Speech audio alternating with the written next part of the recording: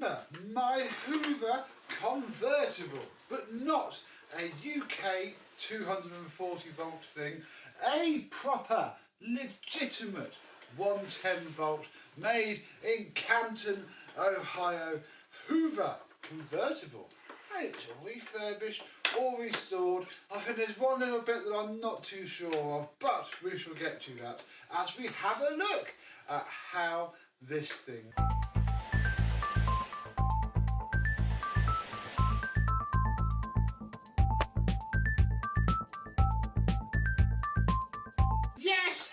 Hello, my vacuum cleaner and Hoover chums from the other side of the pond today. How are you today?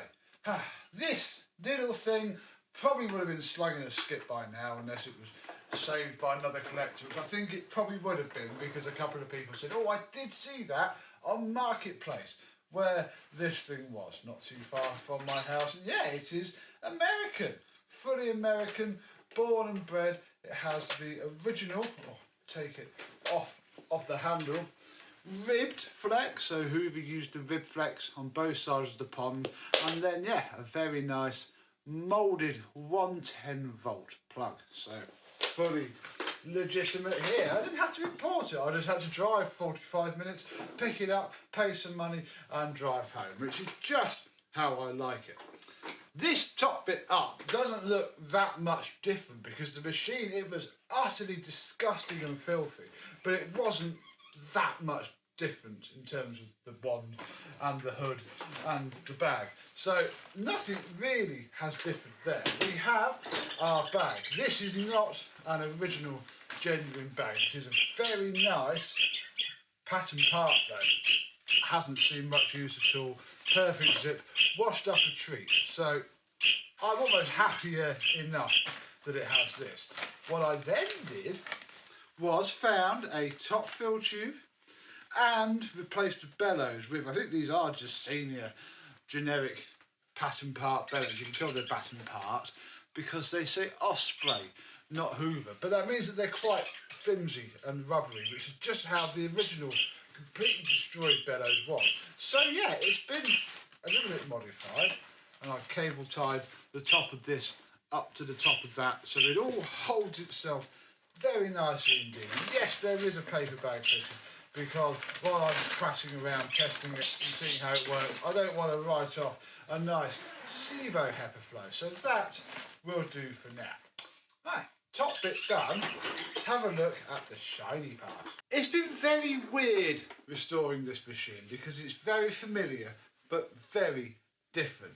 See that these suffer from the same issue with the sides just getting completely smashed to bits. I think this one's got very lucky indeed. A lot of it was just paint and then a good machine polish just to gloss up the plastic. As you can see, I haven't wet sanded it. All the damage is still there, but like this, to your angle, through your watching device, it probably looks a lot better.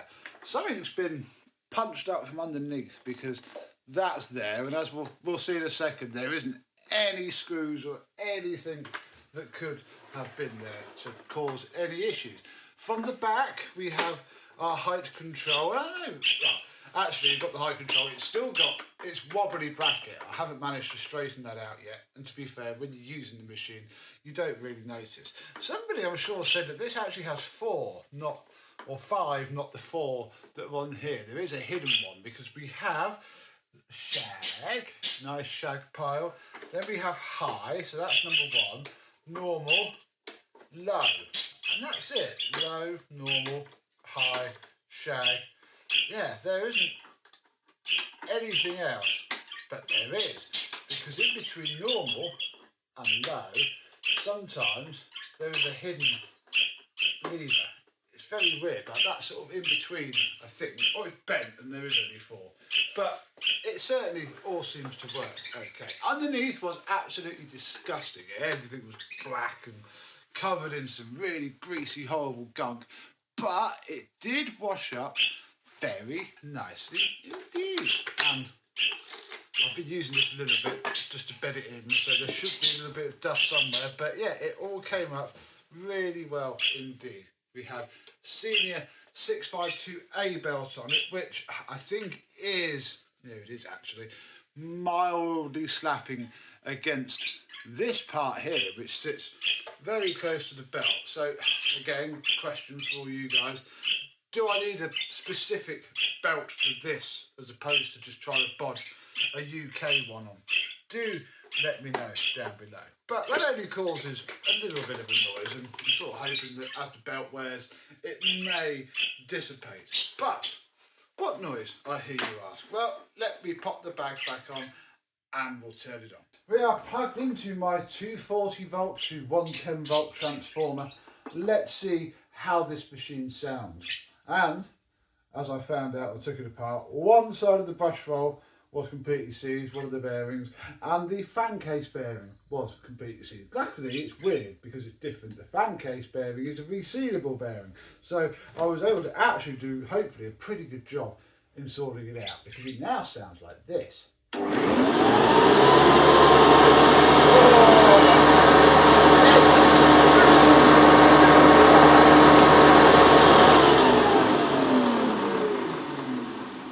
Then you hear that little bit of wind down noise, and I know it is wind down noise because if I just come back under here, pop this down, flip the belt off and then turn it back on.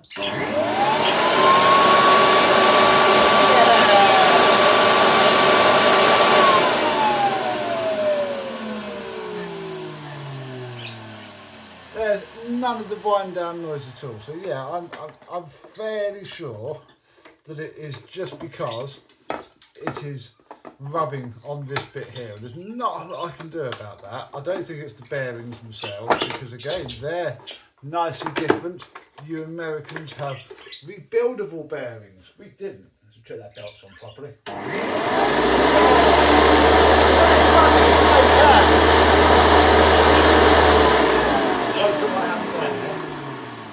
you can just feel it. It'll just be flapping around in the wind. That's fine, because as soon as you put it on the floor and turn it on and use it, it all just goes away. And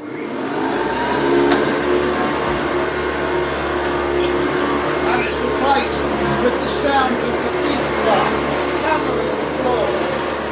It really is quite good.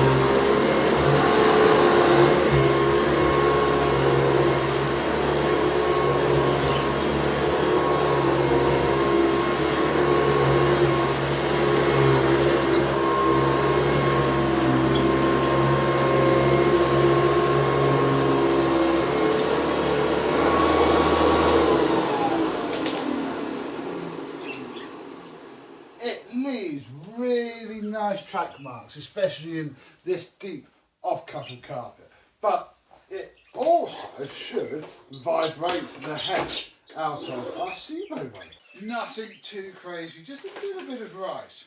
What will it do to it? I might just tweak the height in the background to get maximum bounce as well.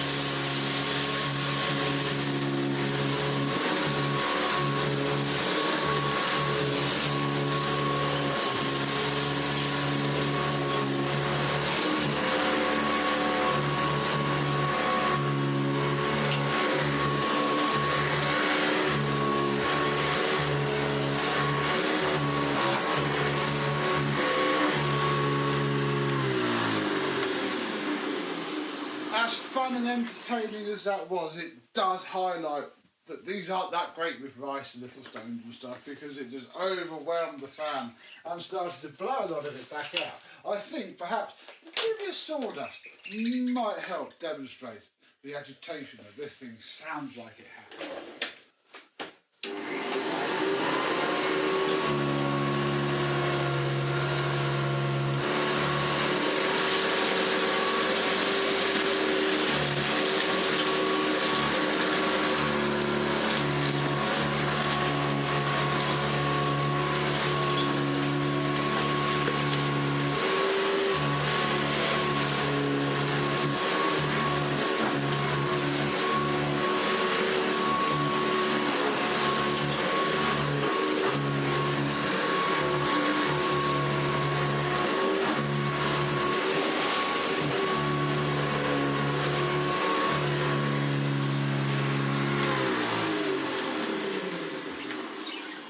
If I cheated and raised the height so it didn't snowplough, it was fine. But as soon as it did what it should and pulled the rug up towards the base plate, it just snowplowed. But it did do a fair bit better there.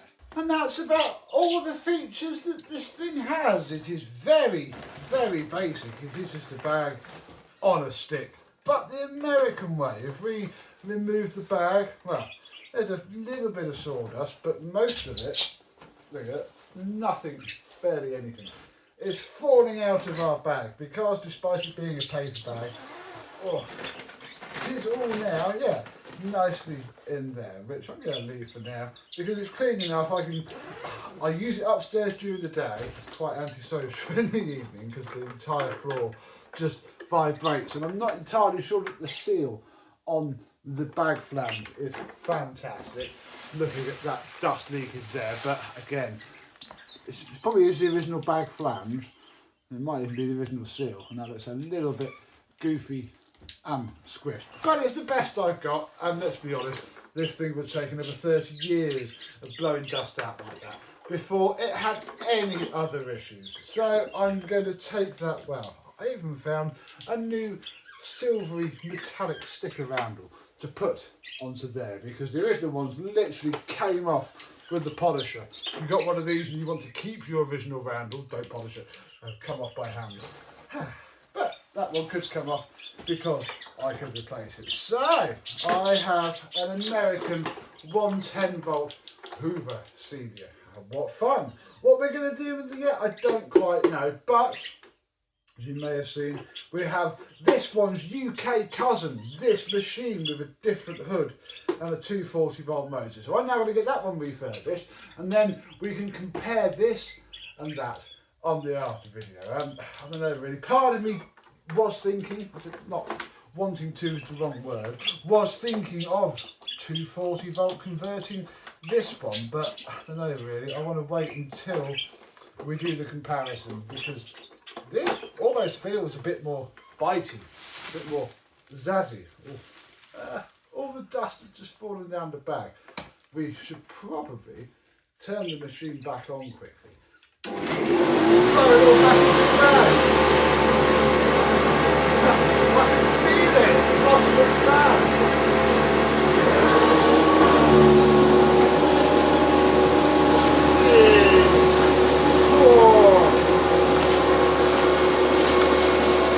That is solid.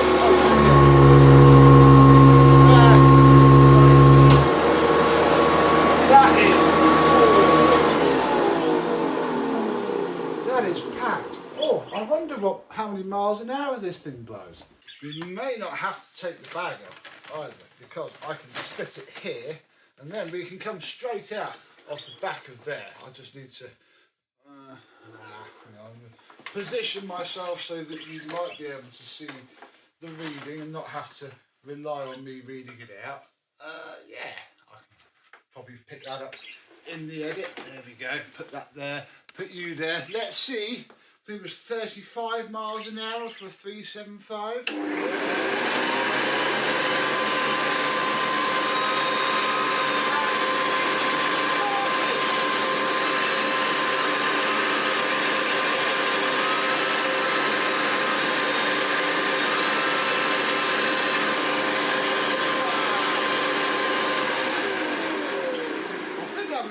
part of 40 miles an hour there. Let's put it on max mode and see what I can get, because I think this thing should do that.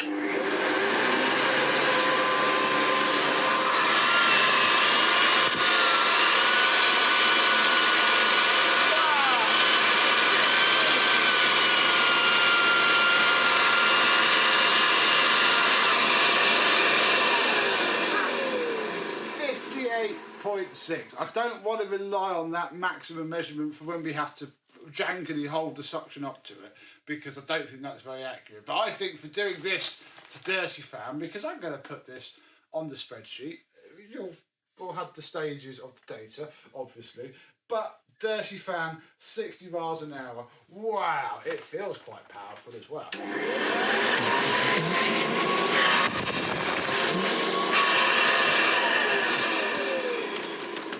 Very suggestive. But for now, we shall pop that back together, pop this bag back in here, try not to coat all the dust everywhere, and call it done. So, a very decent machine to have in my collection again. It feels a bit weird. I've seen these so much.